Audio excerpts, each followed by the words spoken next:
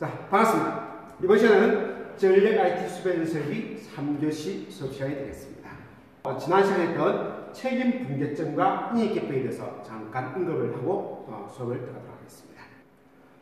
책임 분계점이라 하면 뭘 책임 분계점이라고 하겠습니까? 네, 책임 분계점이란 전력회사와 수용가, 사용가죠. 사용자 간의 보안 책임 범위를 정하는 것이 책임 분계점입니다.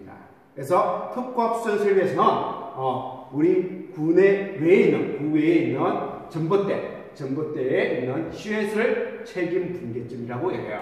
그래서 그 2차는 수용가 측 책임이고요. 그 1차 측은 전력회사 측의 책임이 되겠습니다. 그래서 우리 구내, 즉 수용가 안 내부의 설비를 관리하기 위해서 전기를 전체적으로 차단할 필요가 있다면 한전에 이렇게 이야기하면 한전에서 책임 분계점에 있는 CUS를 개발해 줍니다. 그래서 그 2차의 전기가 안 들어간 상태에서 우리가 수용가 내부의 전기 시스템을 점검, 유지, 관리해야 됩니다.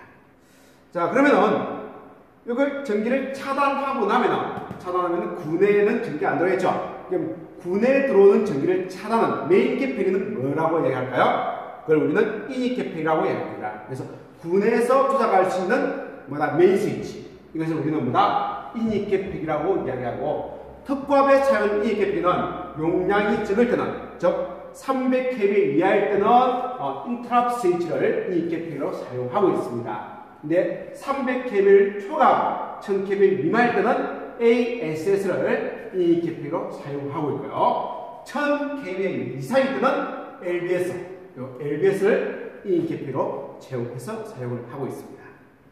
상단에 있는 게 LBS, 하단에 있는 게 ASS, 그죠? 그래서 기본 대이고요. 이거는 퓨즈가 내장되어 있는 LBS 타입이 되겠습니다.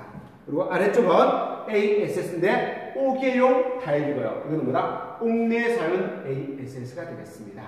그래서 옥내에 사용하는 ASS는 요 기본 대이과 유사죠. 약간 유사하게 생겼습니다. 혼돈하지 않도록 보시고요. 사용할 때는 좀 틀려요. 조작하는 스위치 부분에서 많이 차이가 있습니다. 자, 그 다음 조심할 게, 우리가 구내 설비로 들어오는 설비 자체에서 22,900이 들어올 때 취중으로 들어오는 경우도 있지만은 가공으로 들어오는 경우 있죠. 이때 가공 22,900 선로 자체가 위험하지 않습니까? 그래서 22,900의 전련 전선과 다른 물건 사이에 이격거리를, 적당한 이격거리를 주셔야 돼요. 그래서 가공 22,900의 인으로 들어올 때는 이게 전련 전선을 비는 기울이 아니고 지상 전선이 지표면으로부터는 몇 미터 이상? 5m 이상 높이를 유지하면서 들어야 되는 거예요.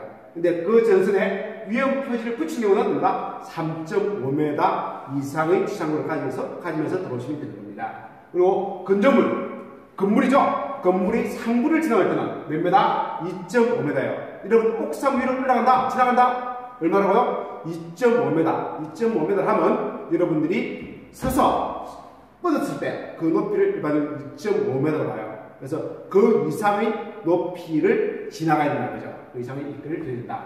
옆면과 아래쪽을 지나갈 때입니다. 1m 이상의 이끌을 주시면 될 거예요.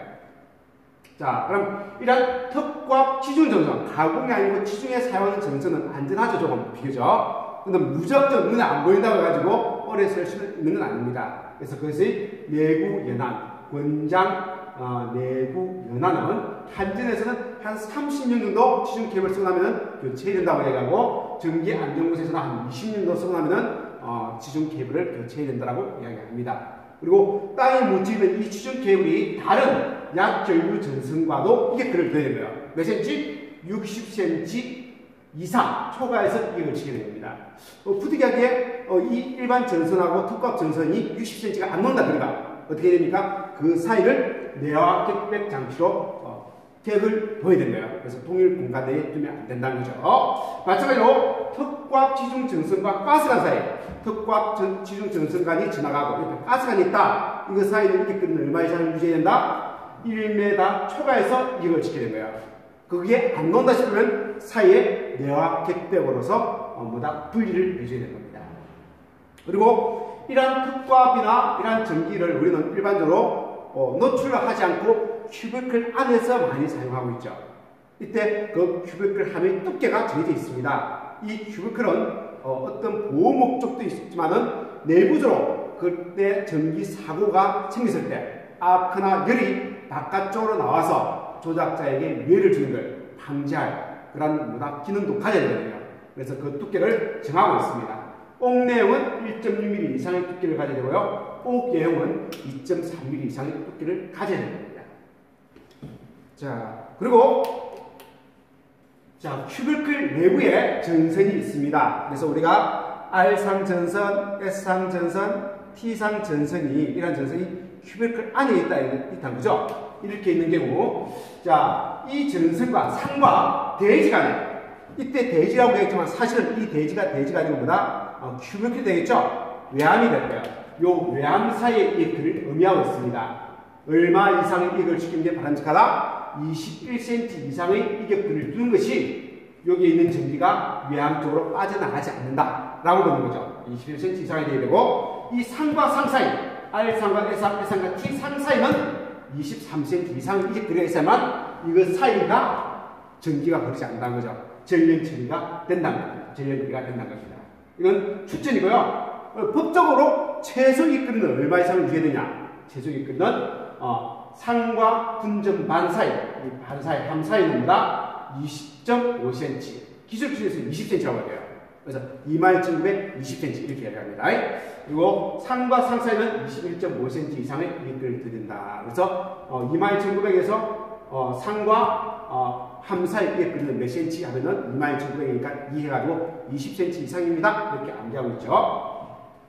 자, 그 다음 수배전 반, 우리가 수배전 반이 있으면은 우리 좀 이따 봤다시피 여기 뭐가 있습니까? LBS 반이 있고 여기 옆에 또 뭐가 있습니까? MOF 반이 있고 여기는 V12 반이 있고 이렇게 여러 개 설치하죠. 그리고 여기에 건물의 뒷면이고요, 옆면이 있을 거고 여기 앞면이 있을 겁니다. 이 사이 이 글이 옆면과 뒷면과 앞면 사이 이 글이 얼마 되느냐? 앞면은 얼마? 1.7m 정도가 되고요. 그리고 뒷면과 옆면은 얼마 정도? 0.8m 정도 유지됩니다. 이런 턱과 판넬이 한 개가 아니고 여러 개 열반이 되어 있다. 이렇게 또 열반이 되어 있고 앞으로도 열반이 되어 있다. 이런 개가 있어가지고 그럴 때 요 큐비클 열과 열 사이, 열과 열 사이, 이 사이 이게 그림을 얼마 정도 해야 된다? 1.4m입니다. 이상의 이 글을 둬야 된다라고 이야기하는 거죠. 자, 유격글을 유지하고 요걸 판넬을 안치하겠습니다. 그리고 요 안에 들어가는 전압이 턱압이 아니고 고압이나 저압일 때는 그 이격거리가 약간 줄어듭니다. 요 내용 보시면 되겠습니다. 자, 여러분들 전기를 쓰다 보면 사고가 나죠. 전기에 의한 사고가 나기 전에 반드시 수반되는 게 있습니다. 필연적으로 뭡니까? 열입니다. 그래서 열이 없다면 비교적 안전하다는 거죠. 열이 많으면 뭐다? 뭔가 문제가 발생될 거예요. 그래서 기본 허용 온도는 부스바의 온도는 접촉부는 부스바와 부스바를 접촉하는 접촉부위는 온도 상승 한도가 25도, 그리고 최고 허용 온도는 65도입니다. 접촉부위. 그래서 부스바가 있고 또 부스바가 이렇게 접촉이 이루어지는 거나 또는 뭐다? 부스바하고 다른 부위가 다른 기구가 이렇게 접촉이 되는 거.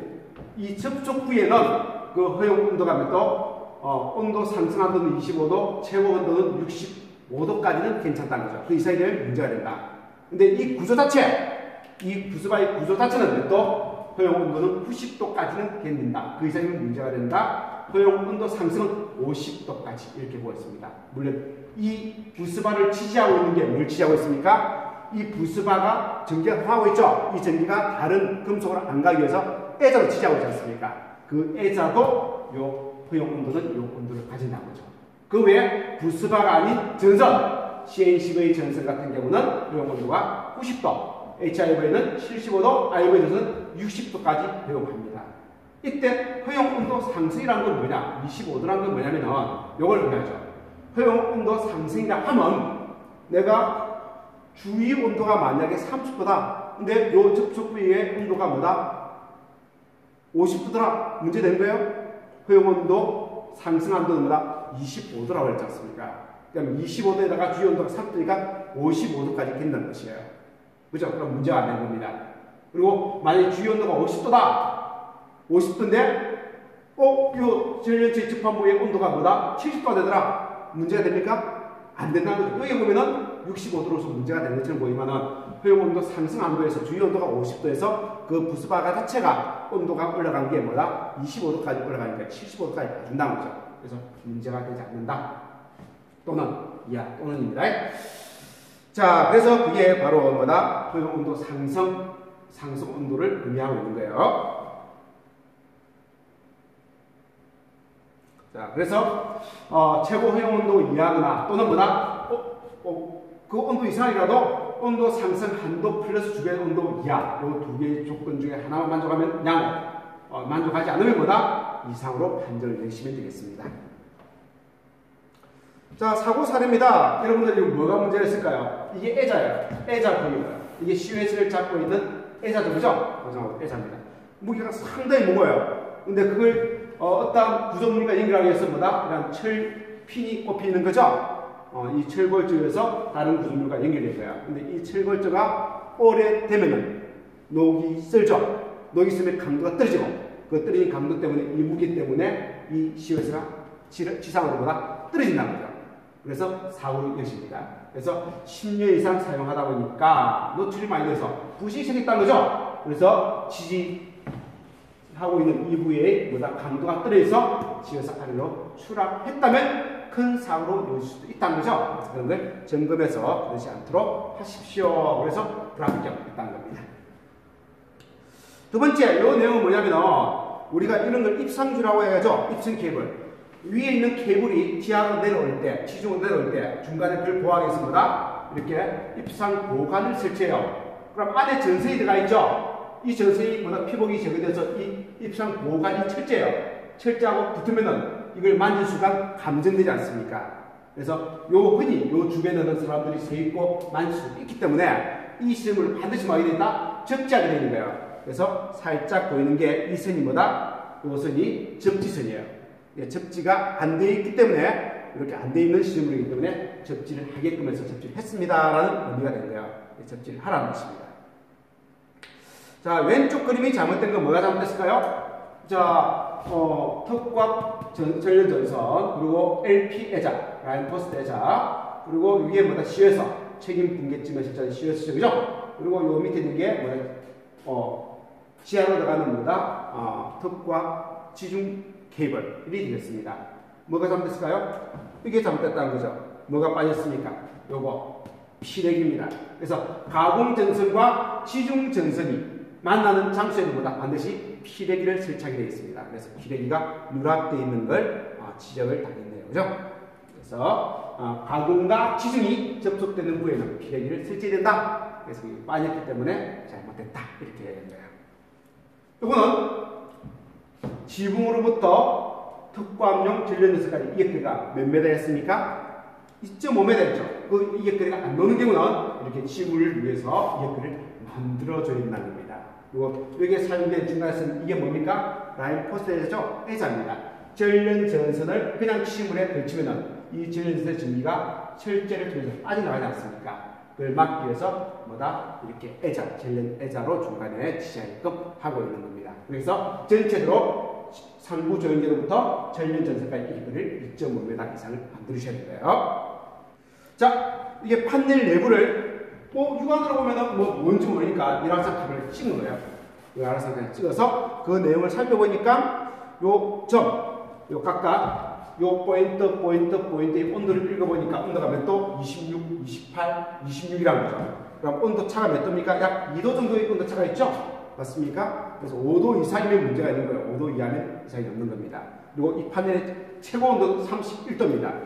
31도.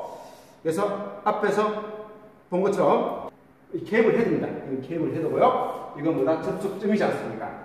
온도는 25도 이상의 온도 상승이 있으면 안 되고요. 그리고 각 포인트 간에 온도차가 몇 도? 5도 이하면 정상입니다. 10도 이상이면 뭐다? 이상으로 판단하는 거예요. 5도에서 10도 사이는 뭐다? 주의로 이렇게 판정하는 겁니다. 온도차가 5도 이상이 발생이 되지 않게끔 해주고요. 케이블의 허용도는 아까 몇 도였습니까? 90도였죠? 그래서 90도 이하입니다. 그죠? 그래서 이상이 없습니다. 이렇게 해주는 겁니다. 이건 뭐가 또 잘못됐을까요? 케이블 헤드입니다. 이 케이블 헤드, 가공용 케이블 헤드인데 여기하고 이 차이점은 접지선이죠. 그래서 실드 접지가 안 돼 있는 건 접지를 한 거죠. 해야 된다. 이렇게 안 하면 안 된다는 거죠. 그래서 본 것처럼 여러분들 이런 케이블 헤더가 있으면 이게 이제 인입계팩이죠. 이게 LBS입니다. 그래서 전봇대에서 놓은 전선이 이 LBS하고 이렇게 접속이 될 거예요. 근데 우리 조금 이따 살펴볼 판넬에는 이 케이블이 없어요. 불행도. 왜요? 우리 교육용이기 때문에 22,900의 케이블이 연결이 안 되어 있습니다. LBS 부스바만 이렇게 보일 거예요. RST가 보일 겁니다. 그래서 여러분들 그게 인입 케이블이 전봇대에서 이렇게 내려와서 우리 수용가로 들어온 이 케이블이 연결되는구나, 그 점이구나 보시고 다음 동영상을 봐주시면 되겠습니다. 그리고 일반적으로 취중으로 들어올 때 매대선, 유해선, 여기에 하늘선, 반대쪽에 하늘선이 있죠. 이거는 직접 내부혈하고 연결된 거고, 여기에 휴해선을 안 걸리는 반대쪽은 예비선으로 이렇게 변하는 겁니다. 이때 예비선도 케이블 헤드와 케이블 헤드 사이를 보다 도전선, 전선으로 연결시키는 거예요. 안 그러면 내부에 순환전류 걸려서 문제가 발생된다고 이야기합니다. 그리고 실더 접지되어 있는 거 다시 한번 확인을 했습니다. 자, 여기까지가 인입계팩의 앞단의 설비에 대해서 잠깐 설명드릴 거예요. 이제 정상적으로 우리 내부 후배전 설비 내부에 딱 들어왔을 때 처음에 만나는 게 뭡니까? 바로 인입계팩입니다. 그 인입계팩에 우리 설비는 1000kVA 이상의 설비를 기준으로 설비를 갖췄기 때문에 이 인입계팩으로 LBS를 사용을 하고 있습니다. 그 LBS와 또 1000kVA와 300kVA 사이는 뭡니까? ASS를 쓰고 있죠? 그래서 ASS에 대해서 잠깐 살펴보도록 하겠습니다. 자, LBS입니다. 왼쪽이 기본 형태요. 기본 형태 ABS고요. 오른쪽이 퓨즈가 부착되어 있는 형태에서의 LBS가 되겠습니다. 이걸 온오프를 수동으로 할 수 있죠? 수동으로는 조작 핸들이고요. 조작 케이블이 되겠습니다. 수동으로. 앞면에서 수동으로 이 LBS를 개방, 투입할 수도 있고, 자동, 전기의 힘으로 투입, 개방할 수 있습니다. 수동일 때는 이 핸들에 의해서 해준다는 거죠. 자, LBS가 뭘까요? 인입점 이후에 최초의 계팩입니다. 최초의 계팩. 그래서 수전 설비에, 수용과 수전 설비의 최초의 계팩이라고 보시면 됩니다. 말 그대로 인입에 사용하는 계팩이다 보시면 될까요? 그래서 전류의 전격 전류를 개폐할 수 있어야 되고, 단락 전류도 규정된 값은 통전을 시키셔야 됩니다. 그 단락 전류를 했을 때 그 제품이 견디지 못하고 폭발하면 안 된다는 거죠. 그래서 단락 전류 보면 이게 12.5kA짜리가 있고 25kA짜리가 있죠. 짠 게 좋아요? 큰 게 좋아요? 어느 걸 쓸 거냐? 그리고 전격 전류도 630짜리가 있고 1200짜리가 있습니다. 어느 걸 쓸 거냐? 이걸 묻는 거죠. 그래서 규격은 전격 어느 전압에 쓸 거냐, 어떤 전류에 쓸 거냐, 어떤 단락 전류에 견딜 거냐, 이 세 가지를 보고 어떤 걸 선택을 해줍니다.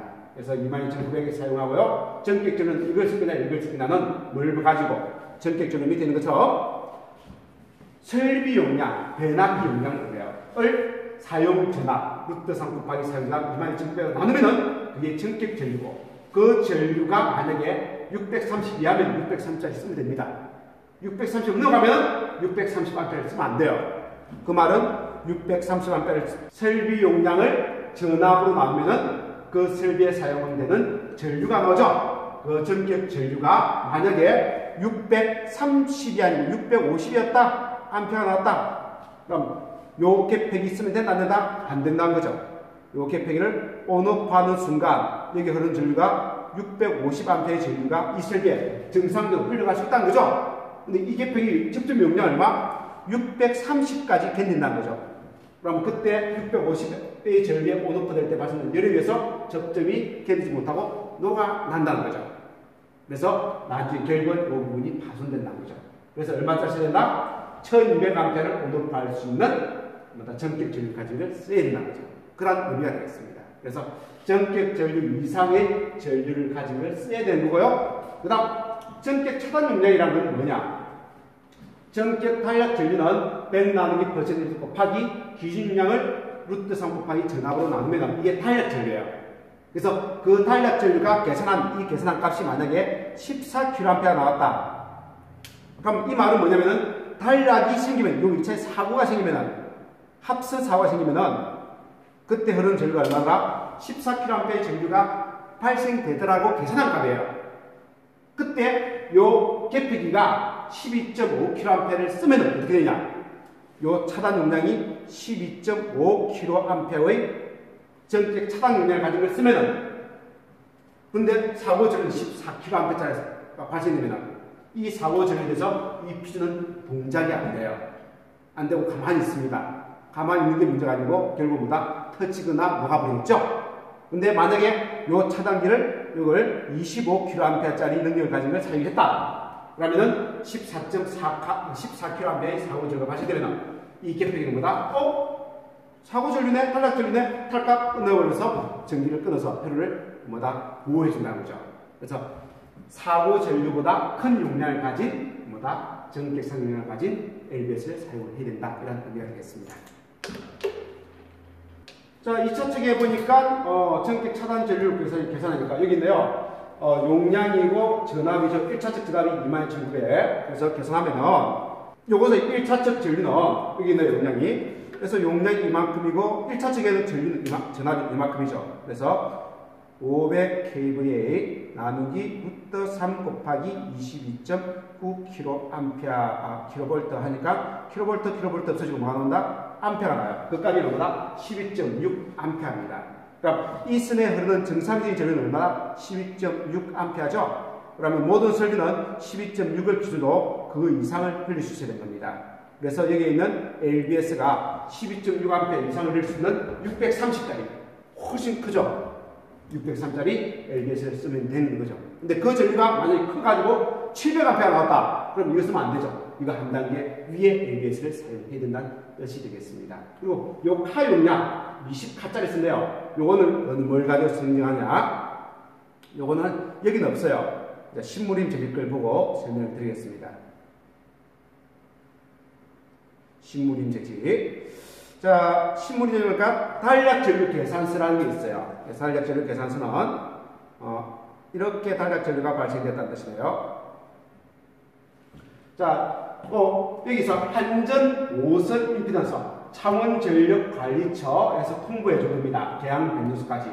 발전소에서 계양 변전수까지 그 전설료가 가진 저항이 이만큼입니다. 라고 되어 있고, 그때 기준 용량은 100ml 기준으로 그렇게 됩니다. 라고 되어 있습니다. 그리고 계양 변전소에서 이제는 신무림 제지 군의 입구까지가 퍼센트가 이만큼이에요. 라고 주어진 거예요. 그럼 결국은 이 신무림 제지 입구에서 발전소까지의 임피던스는 요 임피던스를 더한 것이 전체 임피던스가 됩니다. 그래서 사고가 발생되면은 여기서 사고가 발생되면은 요 2차 측은 전혀 문제가 없습니다. 이 2차 측 값과는 전혀 상관없습니다. 사고 값은 항상 뭐다? 발전기를 이렇게 치고 들어가거든요. 2차 측의 값은 전혀 상관없고 사고점으로부터 그 앞단에 발전소까지 저항이 문제가 된 거예요. 요 값. 그래서 요 두 개의 값이 더한 값이 우리가 퍼센트 임피던스가 되는 겁니다. 우리 사고값을 계산한 퍼센트 임피던스가 되고요. 그래서 아까 그 부분에 단락 사고가 발생되면은 이만큼의 사고 전류가 흐를 겁니다. 라고 보여준 게 아까 요 값으로 계산한다고 했죠? 기준 용량은 얼마였습니까? 기준은 앞에 적혀있는 100MVA 이렇게 되어 있을 거예요. 퍼센트 임피던스는 얼마였습니까? 이게 아까 계양 변전소에서 어디까지? 저기에 발전소까지 임피던스고, 이게 계양 변전소에서 신무림까지 임피던스죠? 두 개를 더한 겁니다. 근데 뒤에 계산값이 좀 잘못됐습니다. 요 값이에요. 요 허수부를 더하면 요 값이 납니다. 그래서 이 두 개를 더하면 루터 0.4499의 제곱 플러스 2점이죠? 이게 2점이니까 2.576의 제곱 하니까 6.159가 나옵니다. 퍼센트 임피던스가. 그러면 기준 용량 나왔고 퍼센트 임피던스 나왔으니까 기준 용량 퍼센트 임피던스 여기 이어주고 그 다음 사용 전압은 1호사 위에요. 이게 분해까지는. 그래서 1호사 kV를 이어서 계산하면 14.33kA가 됩니다. 그래서 아까 신무림 제지 인입구 개폐기에서 그 부분에서 사고 발생되면은 단락 전류는 14kA라는 사고 전류가 발생이 된다는 거죠. 그럼 아까처럼 계산했을 때 이 단락 전류 계산할 때 14kA가 발생되는 그 점에서는 12.5kA 견디는 이거 쓸 수 있다? 못 써요. 얼마 차이다? 25kA에 견디는 요 계폐기를 사용해야 된다는 의미가 되고요. 그렇게 해서 두 가지 값을 계산하고 그래서 그 값에 맞는 계폐기를 사용하시면 되는 겁니다. 자, 교체 주기는 그럼 LBS 가지고 주구장창 쓸 수 있느냐? 그 공정 문단까지 아닙니다. 접촉부에 이상이 발생되거나 또는 과열돼서 변색이 색깔이 바뀐다거나 또는 퓨즈의 색깔 자체가 바뀌면은 이상하네 이거 나중에 문제가 생겨서 LBS가 퓨즈가 끊어지건 내부적으로 전력이 파괴돼가지고 문제가 될 수 있네 하면은 적당한 시기에 교체된다는 거죠. 자, 이건 육안으로 검사한 거예요. 그리고 이 내부에 전기가 흐르는 부분과 전기가 흐르지 않는 판넬 외부 사이에 전기가 흐르면 안 되겠죠. 그래서 그 내부의 전련장을 측정한 거예요. 그 전련장이 1000MW 이상이 돼야만 이상이 없는 거예요. 이하이면 뭐다? 교체하는 게 바람직합니다. 이런 것들이 이상이 없더라도 그래도 적당한 시기에 우리 그런 게 없더라도 자동차 타이어도 일정 주기가 되면 바꿔주는 게 바람직하죠. 그래서 15년 또는 계폐수 200회가 넘으면 교체하는 것이 바람직하다라고 이야기하고 있습니다. 주의사항이에요. 자, 할비형 퓨즈 부착형. 퓨즈가 부착되어 있는 LBS는 특히 유념해야 되는 게 뭐냐면 결상 방지용 개선기 또는 트립 장치가 있는 계폐기를 써야 된다 이렇게 얘기하죠. 이게 뭔 말이냐? 자, 이 퓨즈가 부착되어 있는 이러한 타입 같은 경우는 이 퓨즈 하나가 문제점이 생겨서 동작이 되어서 끊어져 버렸다. 그러면 전기는 여기는 전기 통하고 여기는 전기가 안 통하죠. 나머지는 전기가 이렇게 통할 거예요. 이렇게. 그래서 한 개가 전기가 안 통하니까 결상이라고 그래요. RST 중에서 R상이 안 나오네. R상이 결색됐네. 그래서 결생합니다. 이 결상이 발생되면 문제가 돼요. 삼상 모터 같은 경우는 선 세 가닥에 들어가야만 정상적으로 도는데 한 가닥이 안 들어오고 두 가닥의 전기만 들어오면 이 내부 삼상 모터가 안 돌아요. 그럼 안 도는 게 문제가 아니고 돌아야 되는 모터가 안 돌면 내부에 오히려 요 두 개에 흘러가는 공급된 전기가 정상 전기보다 더 많이 발생돼서 그 전기를 공급받는 코일 자체가 뭐다? 타버립니다. 그래서 모터가 타버립니다. 안 돌고. 이게 문제가 되지 않습니까? 그래서 그런 문제점을 해결하기 위해서 결상이 발생되면은 그걸 읽어서 요 자체를 LBS를 뭐다? 열어버리는 거예요. 열어서 세 개의 전기가 다 들어가게끔 그런 보호장치를 해줘야 된다는 거죠. 그걸 결상 보호장치라고 해요. 그런 걸 해주는 것이 바람직하다는 겁니다. 그래서 전력 퓨즈가 내장되어 있는 그러한 트립 장치 있는 한 개의 퓨즈가 동작을 하면은 트립 장치가 작동하여 스프링의 힘에 의해서 가동부하 접점을 타격, 즉 LBS 전체를 개방시켜서 삼상에 연결된 어느 한쪽과만 끊어지더라도 자동 트립되어 결상을 방지해준다 이렇게 얘기한 거야. 그래서 세 개의 다 전기를 동시에 끊어버려야 된다 이렇게 얘기하는 겁니다. 자, 일상적인 증강은 여러분들 다 잘 알죠? 큐비클 외부에 표시 램프가 정상적으로 점등되는가? 이 큐비클 안이 차단기 온되어 있는지 오프되어 있는지 표시등 있죠? 그게 램프가 정상적으로 점등되는가 확인해야 되는 거예요. 그리고 판넬 문을 열었을 때 케이블 헤더 접촉 부위에 접촉 부위에 항상 문제가 되는 거죠. 그런 부분에 얼음이 있다든가 또는 케이블에 이렇게 금이 장금이 들어가 있다든가 이런 것들이 있는가를 무한으로 점검을 해야 되는 겁니다. 이상했는가? 자, 그리고 전련대장 그런 케이블을 잡고 있는 그런 부스바 전기가 통하는 부스바를 잡고 있는 그런 애자 부분에 클레이 같다든가 또는 전력물이 파손되는가 무한으로 확인해야 됩니다. 그리고 이런 저반 위에 먼지가 쌓이면 이 먼지에 의해서 전기가 통하는 경우가 있습니다. 그래서 오동작을 할 수가 있습니다. 그래서 먼지를 청소해주는 게 바람직합니다. 물론 오동작도 있지만은 여기 나중에 불이 날 수도 있거든요. 그래서 가연성 먼지도 있어. 여러분들 사실 수변 설비 관리 안 한 데는 먼지가 자욱하게 이렇게 우리 전기 기술자들이 없는 그런 수변 장소를 사용 장소는요 먼지가 자욱한 경우가 있습니다. 정말 위험하죠. 콘센트도 먼지 많이 먹으면 어떻습니까? 콘센트 구멍 사이에 먼지 많이 들어가면 거기에 습도만 들어가면 무선이 생기면서 화재 나는 거 아시죠? 똑같습니다. 그래서 전기 화재로 이어지기 때문에 먼지 같은 거는 항상 제거를 잘 하셔야 됩니다. 자, 정밀 검사입니다. 육안으로 검사한 게 아니고 정밀 검사. 그래서 이거는 우리 자동차 검사듯이 이 특구압 수전 설비도 주기적으로 정기 검사를 하죠. 전기를 내리고 검사를 합니다. 그럴 때 우리 전기 기술사들은 빨리 이런 첨초들을 해야 되는 거죠. 또 진단을 해야 되는 겁니다. 그래서 ALB에서 유지 보수 점검은 1년 또는 한 50회 정도 동작 때마다 한번 점검해 주는 게 좋다라고 되어 있습니다. 그래서 정정 계획 시에 우리가 정기 점검할 때 그때 그 틈을 타가지고 우리가 점검을 하겠죠. 그래서 ALB에서의 전련물 및 전련 애자 등을 깨끗한 천으로 이 애자를 잡고 있는 애자 등을 깨끗한 천으로 닦아주셔야 됩니다. 안 그러면은 이 애자가 나중에 파손되는 건 좀 이따 그림을 보실 거예요. 문제가 생깁니다. 그래서 이런 전련물이 애자를 깨끗이 청소하는 것만으로도 전련체의 전련성을 유지하는 거예요. 유지시켜야 됩니다. 이상은 빨리 교체하셔야 되고요. 그리고 소실에 이건 뭐냐면은 아크 접점입니다. 이게 아크 접점이 요 소통으로 들어가면서 아크가 발생되고, 그 다음 요 주 접점이 이 혈압 연결되면서 정상적인 전기가 얻는 거예요. 그래서 이 주 접점이 고정 접점과 연결돼서 정상 전기를 흘릴 때 이 주 접점을 보완해서 아크 접점을 통해서 아크를 먼저 발생시키는 거예요. 네, 이 아크 접점이 휘는가, 또 소실 안이 어떻게 되어 있는가, 이걸 유심히 보라는 게 두 가지 의미가 되겠습니다. 이거는 한 번씩 봐주면 되고요. 제일 중요한 거는 이거예요. 볼트 너트의 체결력을 확인한다. 여기 보면은 다 볼트 너트로 연결되어 있죠. 부스바나 이런 것들이 다 연결되어 있습니다. 근데 이게 오래 쓰다 보면은 1년, 2년, 3년, 4년, 10년, 20년 쓰다 보면은 어떤 현상이 생깁니까? 열이 돼서 전기가 많이 흘러가면은 이 금속이 팽창이 되고, 전기가 작게 흘러가면 뭐다? 수축이 되죠. 그래서 팽창, 수축, 팽창, 수축하다 보니까 그럼 볼트 너트들이 풀려요. 풀려서 접점이 이격이 생기면요, 그 부분에 악화가 발생되고 결국은 전기 화재로 이어집니다. 자, 그걸 주관으로 구분하기 쉽게끔 툭과 볼트 너트 사이는, 설비 너트는 마킹으로 이렇게 체크를 해놨습니다. 마킹. 그래서 이 마킹이 어긋나 있으면은 풀렸거나 이렇게 확인하는 거예요. 그래서 그러한 볼트 너트의 체결력을 확인하는 게 좋다. 그리고 이러한 턱과 전기가 흐르는 부위와 다른 외암 사이는 이 자체가 뭐가 되어 있다? 전련체가 되어 있죠? 다른 부위하고 전기가 다르게 되어 있는 거예요.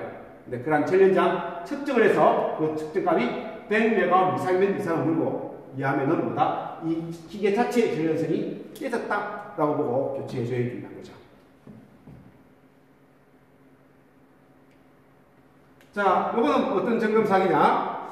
요거는 각각의 홀 구멍이 이렇게 구멍이 폈습니다. 그럼 전류관을 자기장, 전류관을 자기장이 같은데 단독이 자기장 기능가 형성이 돼요.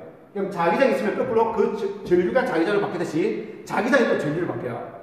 그럼 전류가 그러면 열이 동반되거든요. 그래서 이 철판 자체에 열이 발생됩니다. 그런 문제점을 없애기 위해서 자기 통로를 하나로 만들어준 거예요. 전류한 자기장, 전류한 자기장, 전류한 자기장이 통이 된 전체로 한 개의 통으로 구멍이 뚫린 거예요. 이 외곽으로만 자기장이 있었는데 이 세 개의 전류 합의 자기장이 발생된 거예요. 근데 합의 3상의 합은 뭐다? 여기죠? 그 자기의 합도 0이 된 겁니다. 그래서 외부 이 형성된 이 전류에 형성된 자기장이 이 외부에서는 0으로 만드는 거죠. 자기장이 없어지는 겁니다. 자기장에 의한 영향을 최소화시키게끔 구멍을 단독으로 뚫지 말고 같이 뚫어 달라는 겁니다. 자, 이건 뭡니까? 케이블 머리입니다. 헤드라고 해야죠. 케이블 끝부분에 설치해서 우리 항상 전기는 어떤 끝부분이 문제죠. 우리 악수할 때 전기 튄 것도 손끝에서 튀지 않습니까? 전기도 마찬가지예요. 케이블이 있으면은 케이블이 끝부분에서 항상 문제가 됩니다. 그래서 그 끝부분의 전기의 세기를 완화시키고 그 끝부분의 이물질, 끝부분에 보면 안에 모체가 있고 전련체가 있지 않습니까? 그 사이에 수분이라든지 들어올 수 있습니다.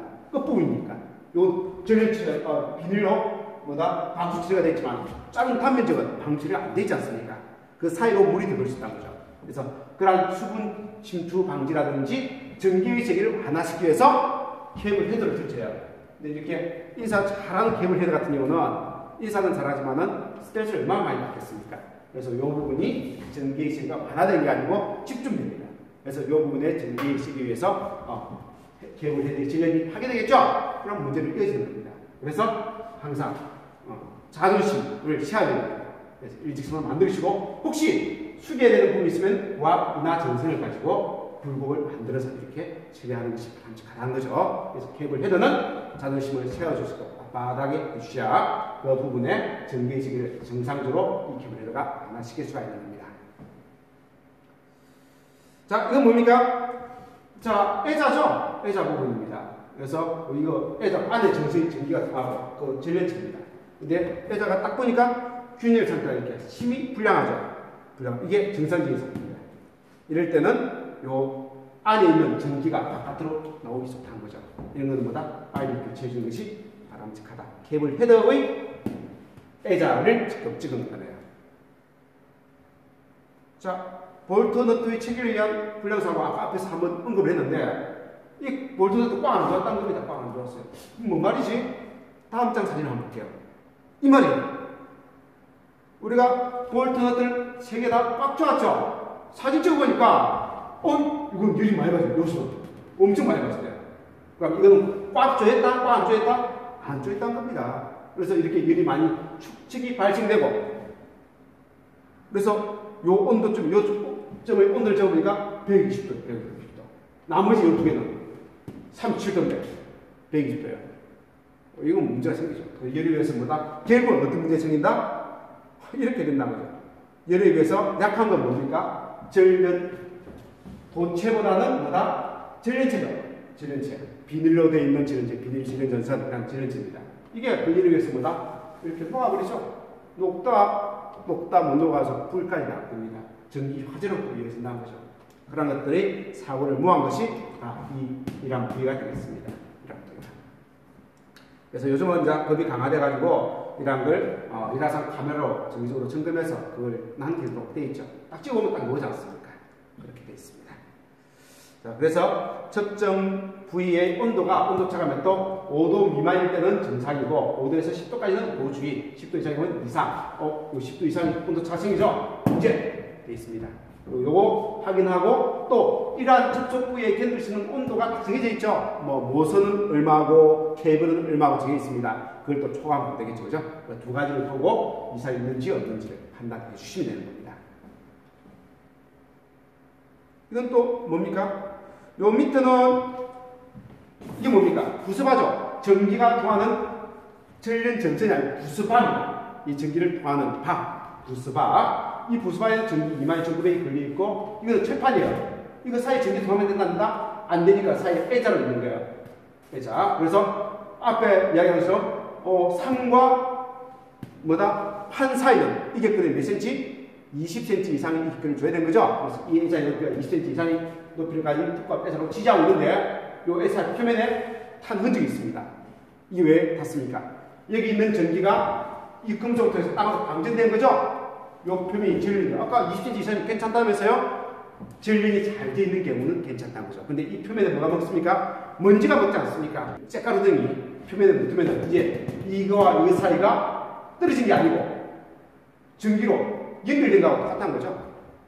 도전성 문제 때문에. 그래서 타고 내려가서 전기가 흘러서 땅으로 빠져나가는데 지나가면서 전류가 지나가면 반드시 뭐가 수반된다? 열이 수반됩니다. 그 열에 의해서 표면이 끊게 탄 흔적입니다. 한 번 열이 발생되면요 또 계속해서 저 경로를 통해서 전류가 흘러가요. 그러면서 더 많은 열이 축적되고 더 많은 사고로 이어진다는 거죠. 그래서 이렇게 색을 교체했다. 아니면 색을 교체하면 아까 제가 좀 번거로 주기적으로 깨끗하게 청소를 해주셔야 되는 겁니다. 그래야만 이상이 없게 설비를 오랫동안 쓸 수 있는 겁니다. 자, 이제 LBS가 아니고 300에서 1000kV의 사이는 뭐였습니까? ASS라는 고장 후반 자동 개폐기를 사용했죠. 사용합니다. 그때 우리가 증명할 수 있는 것이 AS 탭 값을 증정하는데 세 가지 최소 동작 전류를 증정하고 지락 전류를 증정하고 도립 전류 억제 시간을 증명하는 겁니다. 그러면은 최소 동작 전류는 얼마에 측정하느냐? 이걸 우리는 뭐다 상동작 전류라고도 이야기하고요. 최대 부하 전류의 뭐다 2배에서 3배. 그럼 최대 부하 전류라면 뭐냐? 배납기 용량을 전압으로 나눈 아까 배납기 용량을 지난 부하 전류. 이걸 최대 전류로 봐요. 의 2배에서 3배로 증정을 해주고 그리고 지락 전류는 바이패스 전류는 요 전류 증정 전류 값의 2분의 1이 되게끔 증정을 해줍니다. 그리고 도립 전류 억제 시간은 0.5초로 증정하는데 단 유도성 부하가 많은 경우 즉 모타가 많은 경우죠. 모타가 많은 경우는 1.0초로 증정을 해준다는 거죠. 자 그리고 1.5초로 정정을 하는데 최초 투입 시 정정 탭이다. 이런 정정 탭을 합니다. 근데 최초 투입 시는요, 이 단계보다 좀 더 높은 단계에서 설정해서 일단 투입 먼저 해. 왜? 이런 전류로 정정을 딱 해놓으면요, 투입한 순간 과도 전류 때문에 보다 투입이 되는 경우가 있습니다. 그래서 정상적인 탭 전류보다 높은 값을 일단 설정해가지고 투입 딱 해. 투입해놓고 이제 정상적으로 이 탭 전류, 이 탭 시간으로 설정을 해줘야 투입할 수 있다는 거죠. 그렇게 쓰는 게 맞다. 이렇게 얘기하는 겁니다. 자, 그리고 동작 특성 4가지 중 과전류 락기능. 그래서 고장 전류가 800A 이상인 경우는 락이 되어 열리지 않는, 그 부분은 무전압 상태에서 AS가 차단된다는 게 뭐냐면은, 큰 전류가 있는데 이 AS가 능력도 모르고 연다고 열면은 그 아크 때문에 자기가 큰일 나는 경우가 있습니다. 그래서 그런 큰 전류에 대해서는, 과전류에 대해서는 800A 이상의 고장 전류에 대해서는 안 열려요. 난 안 죽을래? 오빠한 순간 아크 때문에 내가 죽어. 안 죽을래? 가만히 있다가 전압이 안 들어져? 왜? 누군가는 죽었으니까. 끊어있으니까, 누군가는. 그죠? 어느 설비에 퓨즈가 끊어졌고, 뭐가 끊어졌고, 차량이 끊어졌죠? 그럼 전기가 안 통합니다. 그때 무전압일 때, 무전압에서 AS를 개방한다는 거죠. 그렇게 해준 기능이 과전류 락 기능이 되겠습니다. 그래서 RST의 가전류에서 동작이 됐는지, 지락 전류에서 동작이 됐는지, 락이 락 기능이죠. 락 기능이 위해서 동작이 되는지, 그 다음보다 오버로드에서 동작이 되는지, 이렇게 동작 표시선이 이렇게 점등되게 되어 있습니다. 평상시에는 이것만 점등되어 있는 거죠. 지금 보는 것처럼 차지 파워를, 이게 동작되는 게 배터리 전류이기 때문에 동작이 되는 거죠. 전기로 동작이 되는 거예요. 그래서 배터리를 차지하고 있다는 표시죠. 이것만 들어가야 됩니다. 동작 전류 탭 정정은 이게 최소 동작 전류값이죠. 20A, 바이패스 전류는 10A, 요거는 0.5에서 1.5인데 1.5이 되네요. 모터가 많은 수요가 돼요. 이렇게 보는 겁니다. 자, 그래서 왜 20에 변하냐면은 요 값이죠. 변압기 용량이 300kV의 변압기 설비 용량이 설치한 ASS입니다. 22,900이고요. 300 나누기 그것도 3 곱하기 22,900 하니까 7.5A가 나와요. 그럼 7.5A가 정상적인 최대 전류니까 이 설비에, 그럼 동작 전류는, 차단 전류는 몇 배? 2배에서 3배입니다. 그래서 계산하니까 15에서 22.5 사이가 나와요. 그래서 얼마? 이 사이의 적당값은 20이지 않습니까? 그래서 20A 최소 동작 전류에 설정을 했고요. 그리고 바이패스 전류, 지락 전류는요, 그래서 2분전이니까 10A 설정했다. 이라는 의미가 되는 거죠. 이렇게 설정한 판넬이 되겠습니다. 그리고 수동으로도 닫힌 열림을 할 수가 있습니다. 지금은 닫혀 있는 상태를 보시고요. 열어놔서 열리는 상태라고 할 겁니다. 저는 온오프하는 스위치가 되겠습니다. 오른쪽에는 1진 거네요. 1진 거도 굉장히 많죠. 그래서 투입 개방 스위치가 있고 램프가 있습니다. 자, 그 다음 여기 보니까 상, 잠금, 지락 같은 노래예요. RST 상에 과전류가 흐르느냐, 지락전류가 흐르느냐, 잠금, 600, 800A 이상의 과전류가 흘렀을 때 안 열렸다가 무슨 것이 열리느냐, 그 상태를 보시고요. 자, 그리고 상값은 30A 설정이 되어 있네요. 그리고 돌입전류 시간은 1초에 되어 있고요. 모터가 많은 거네요. 이게 30A니까 지락전류는 몇 A? 2분질이니까 15A에 설정이 되어 있습니다. 이렇게 설정하게끔 쓰면 되는 겁니다. 자, 이렇게 해서 ASS까지 설명을 드렸고요. 이제 판넬 내부로 들어가서 그 내부의 접속 상태를 확인하면서 이렇게 제품들이 이렇게 연결되어 있구나를 판넬 내부에 들어가서 살펴보도록 하겠습니다. 일단 영상으로지만은 차분하게 설명 들으시고, 제가 또 설명하다가 혹시 말이 건너는 경우도 있을 겁니다. 이해하시고 설명을 잘 들으시기 바랍니다. 감사합니다.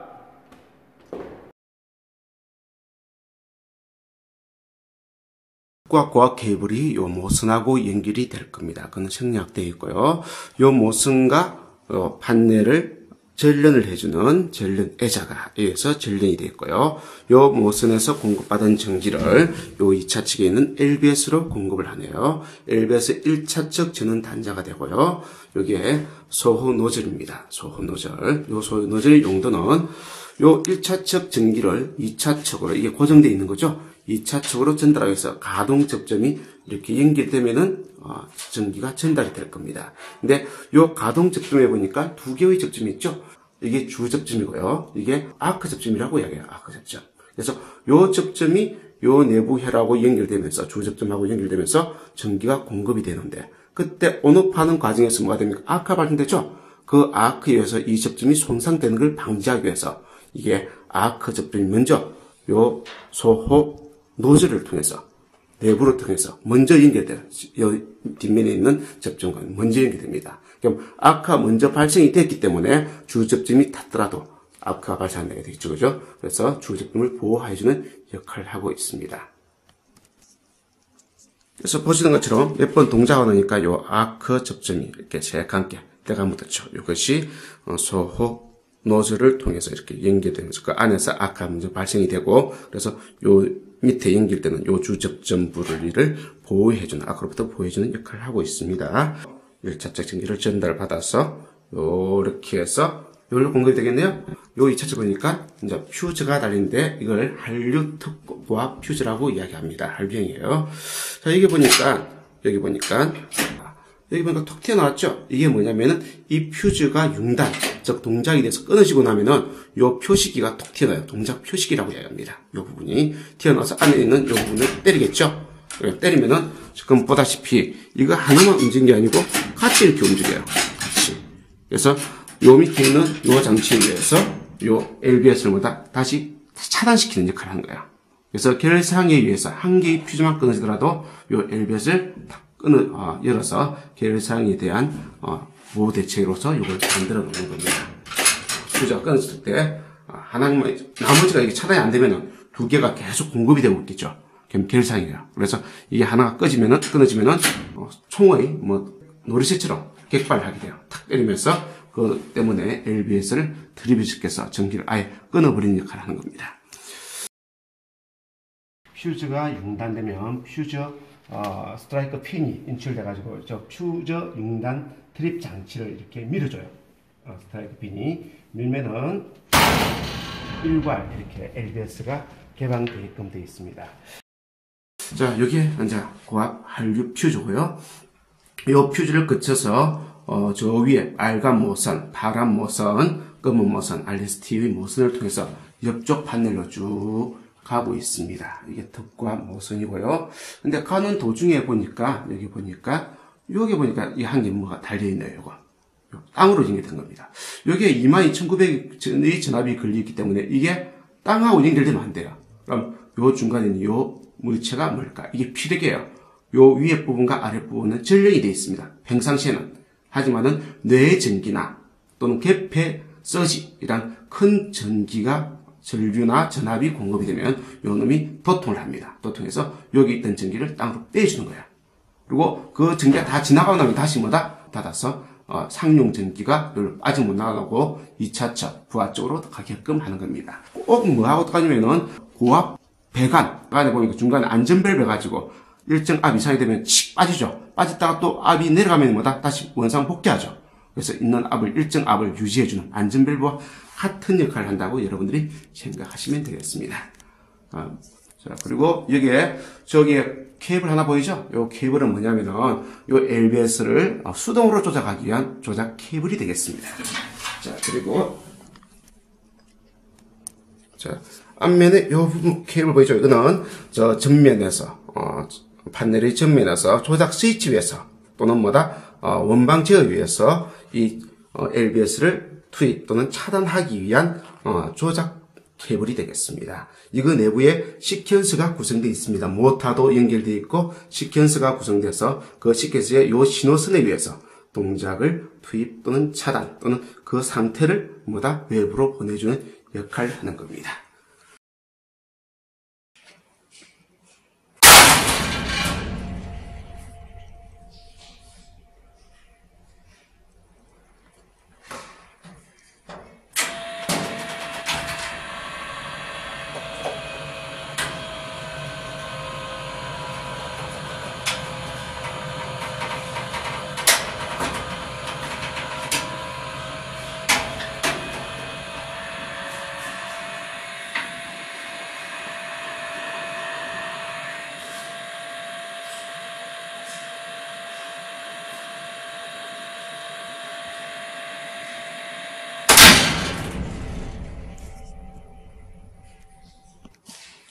차단시키겠습니다. 차단.